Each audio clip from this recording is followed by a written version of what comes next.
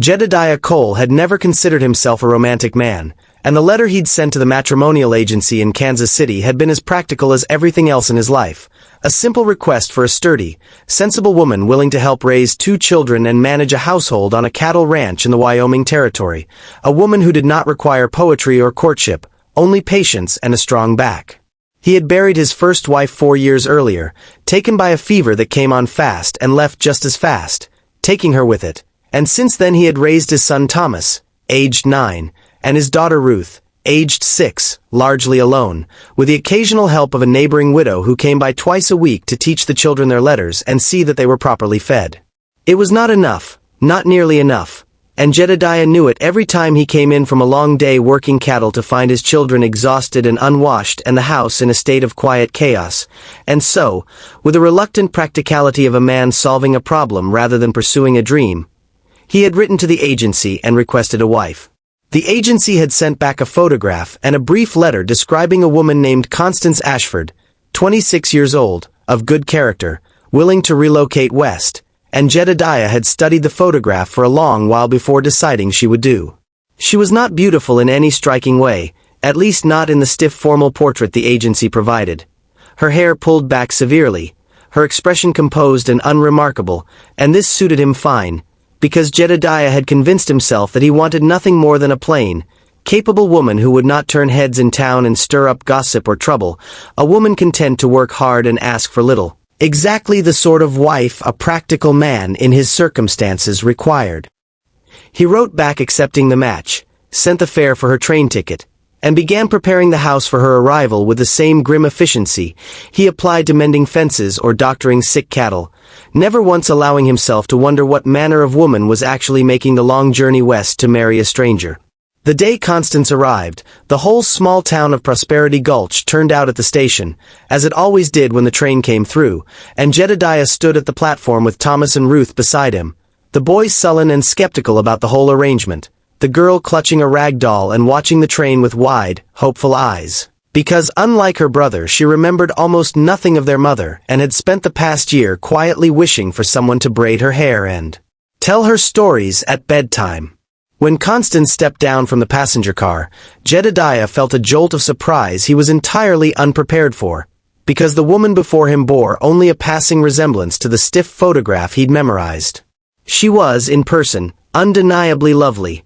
with soft chestnut hair escaping its pins in a way that suggested the long journey had been hard on her composure, and clear gray eyes that moved over the station platform with a mixture of nervousness and careful assessment, and a bearing that, despite her evident fatigue, carried itself with an unmistakable grace that had nothing plain about it at all. But it was not merely her appearance that unsettled Jedediah's expectations. It was the trunk. Constance traveled with a single large trunk, unremarkable in itself, except that when the porter set it down rather too roughly on the platform, something inside shifted with a sound that was unmistakably the clink of coin, a sound Jedediah recognized instantly from years of handling ranch payrolls and cattle sales, and he glanced at Constance sharply, and saw, in the brief flash of alarm that crossed her face before she composed herself, that she had heard it too and did not want him to have noticed. She recovered quickly, offering a polite, careful smile and extending a gloved hand,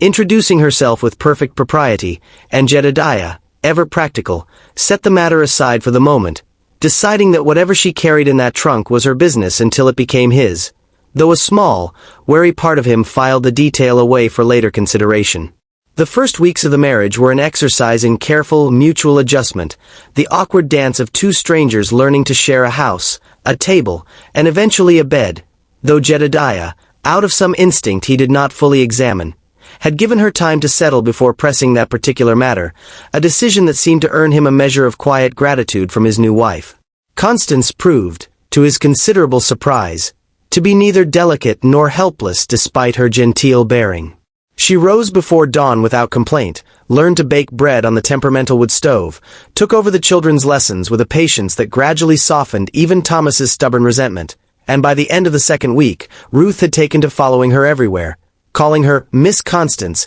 in a tone of pure adoration that made Jedediah's chest tighten with an emotion he did not have a ready name for. Yet for all her evident competence and quiet kindness, there remained something guarded about Constance, a watchfulness in her gray eyes whenever certain topics arose, particularly any mention of her family back east, or the circumstances that had led a woman of her evident refinement to answer a mail-order bride advertisement rather than marry within her own social circle. She deflected such questions with practiced ease, offering vague generalities about wanting a fresh start and a simpler life, and Jedediah, respecting what he assumed was simply a private grief similar to his own, did not press. The trunk, meanwhile, remained locked in the corner of their bedroom, and though Constance never spoke of it, Jedediah noticed she checked its lock each night before retiring, a small habitual gesture that told him more than words could have. The trouble began, as trouble in small frontier towns so often did, with the arrival of a stranger, in this case a lean, sharp-eyed man named Victor Price who rode into Prosperity Gulch on a fine horse entirely too well-bred for an ordinary drifter, and who took a room at the town's only hotel and began asking careful, casual questions at the saloon and the general store. Questions that eventually reached Jedediah's ears through the reliable gossip network of ranch hands and shopkeepers. Price was asking about a woman, describing her in terms that matched Constance closely enough to raise the hair on the back of Jedediah's neck, and claiming, when pressed, to be searching for a runaway relation who had absconded with family property that rightfully belonged to her intended husband. When Jedediah brought this news home, watching his wife's face carefully as he relayed it, he saw the color drain from her cheeks entirely, and for a long tense moment she said nothing at all, simply stood very still with her hands clasped tightly before her, the posture of a woman bracing for a blow. Then, with visible effort, she straightened her spine and said, "I suppose I owe you the truth, then, before he tells you his version of it, which I promise you will be considerably less honest." And so, seated at the kitchen table long after the children had gone to bed, Constance told her husband a story he had not anticipated in the slightest. She had not been born poor, she explained, nor had she come from the modest circumstances the agency's paperwork implied. Her father had been a wealthy shipping merchant in Boston, and upon his death 2 years prior had left his considerable fortune to Constance, his only surviving child, a fact that had made her, almost overnight, one of the most eligible and most pursued young women in Boston society, hounded by fortune hunters of every stripe, chief among them Victor Price, a distant cousin who had convinced Constance's late father's business partners, through forged documents and considerable legal maneuvering, that he held a legitimate claim to guardianship over both Constance and her inheritance until she married, giving him effective control over her fortune and her future unless she wed a man of his choosing, which was, unsurprisingly, himself. Rather than submit to a marriage she found repugnant, to a man who wanted nothing but her money and cared nothing for her, Constance had made a desperate and unconventional choice. She had liquidated what portion of her fortune she could access without triggering Price's legal claims, converting it to gold coin and negotiable bonds,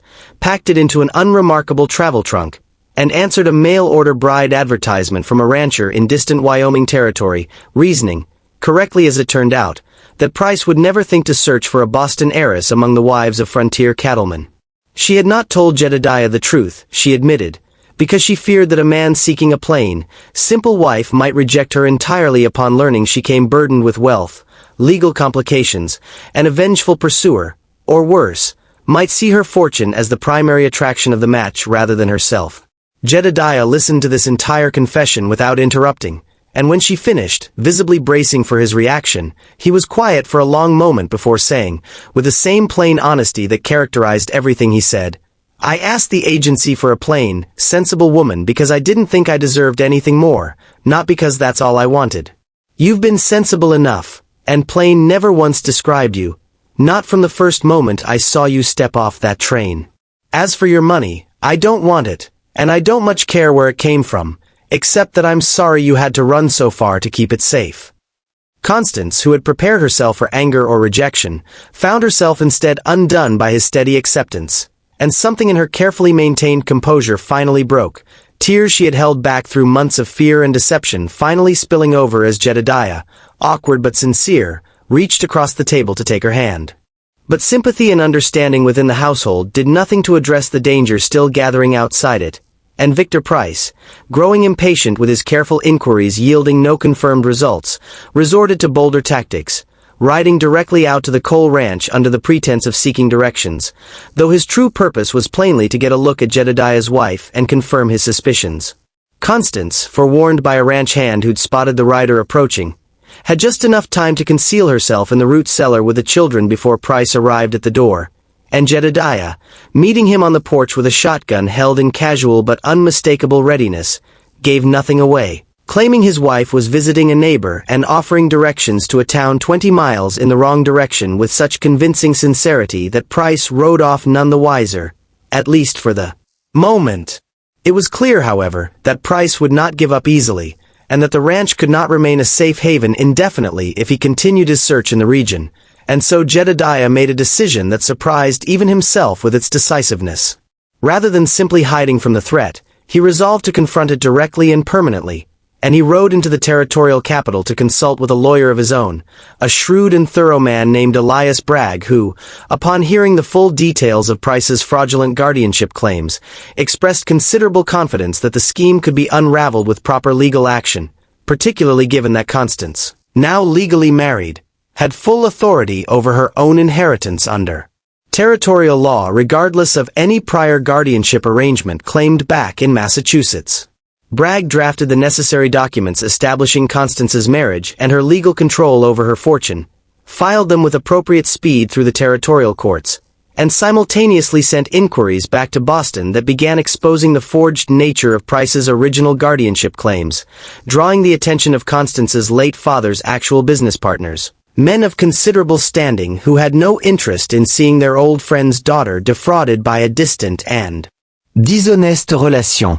Within weeks, the legal ground beneath Price's scheme had entirely crumbled, his forged documents exposed, his claims to guardianship dismissed by courts on both coasts, and his reputation among Boston society, which he had relied upon to maintain his social standing and access to credit, thoroughly ruined by the scandal of his exposed fraud. Price, defeated on every legal front and increasingly desperate, made one final attempt to salvage something from his failed scheme, riding out to the coal ranch under cover of night with the crude intention of stealing whatever portion of Constance's fortune remained in that locked trunk, reasoning that even a diminished haul was better than returning east empty-handed and disgraced. But Jedediah, forewarned by the lawyer's contacts that Price had left the territorial capital in a foul temper and unaccounted for, had taken the precaution of posting a ranch hand to watch the house through the night, and when Price's shadow was spotted approaching the bedroom window, the alarm was raised swiftly enough that Jedediah, Thomas roused from sleep and clutching a lantern,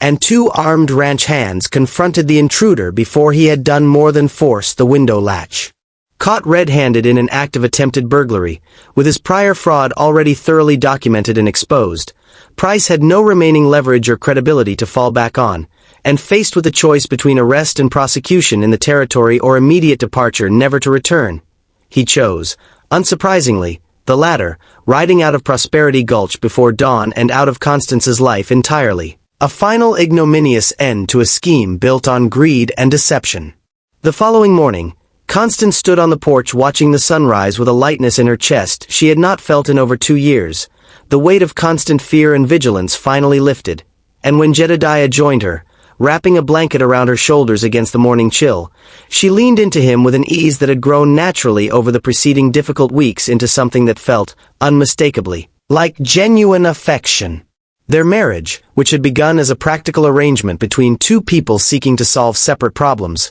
had transformed, through shared danger and honest reckoning, into something neither of them had expected nor dared to hope for. Constance used a portion of her recovered fortune not for luxury or ostentation, understanding well that such displays would sit poorly in a modest ranching community, but for practical improvements that benefited the whole Cole family and, by extension, the town itself, funding a proper schoolhouse for Prosperity Gulch's children, improving the ranch's irrigation and cattle facilities, and quietly ensuring that Thomas and Ruth would want for nothing in their education or future prospects. She did this carefully, always deferring to Jedediah's judgment on matters of the ranch and never allowing her wealth to become a source of imbalance or resentment between them, understanding intuitively that what her husband valued most was not what she could buy but who she had proven herself to be. Jedediah, for his part, found that the plain, sensible wife he had originally sought had been entirely the wrong request from the very beginning, that what he had actually needed,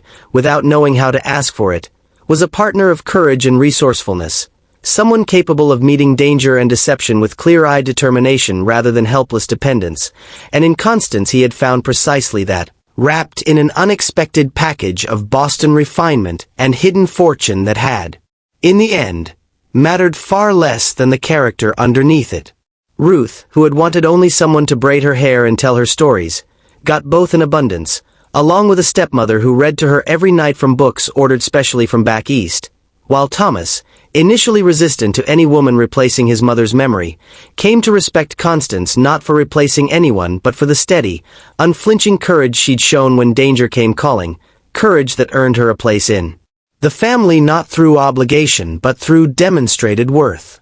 By the following spring, with a new schoolhouse standing proudly at the edge of town and Price's scheme nothing more than a cautionary tale occasionally repeated over supper, Jedediah Cole found himself, on a warm evening with the cattle settled and the children asleep, sitting on the porch beside the wife he had once expected to be plain and unremarkable, watching the sun set over land that felt, for the first time since his first wife's death, entirely and completely like home. "I have to confess," he told her, with the dry humor that had slowly emerged as his guard around her had lowered, "when I wrote that letter asking for a plain, sensible woman, I never once imagined I'd end up married to a runaway heiress with a fortune-hunting cousin and a trunk full of gold." Constance laughed, a warm, unguarded sound that had become common in their household where once only careful caution had lived. "And I never imagined," she replied, "that answering an advertisement for a rancher's wife would lead me to the one place in the world where I finally felt safe enough to stop running."